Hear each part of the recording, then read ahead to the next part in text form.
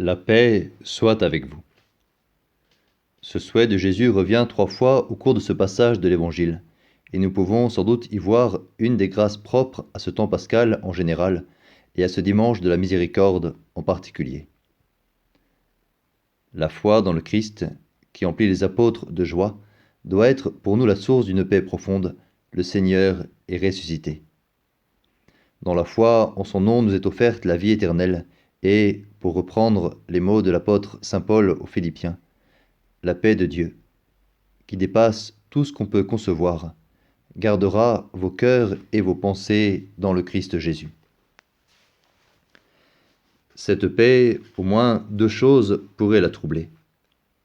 D'abord, la faiblesse de notre foi, et ensuite, le poids de nos péchés. Par rapport à la faiblesse de notre foi, nous avons aujourd'hui la figure de saint Thomas, qui est incrédule, c'est-à-dire qui ne croit pas, mais surtout qui ne s'appuie pas sur la foi des autres apôtres. Et cela nous invite à réfléchir sur la dimension communautaire de notre foi. Cette foi, bien sûr, elle est personnelle, mais elle est commune à toute l'Église, et je peux comme m'adosser à l'Église lorsque je sens que ma foi est plus faible. Et c'est encore un lieu où la paix m'est donnée. L'autre écueil, ce sont mes fautes et le manque de foi dans la miséricorde de Dieu.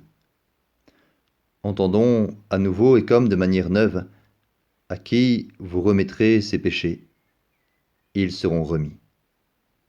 À qui vous maintiendrez ces péchés, ils seront maintenus.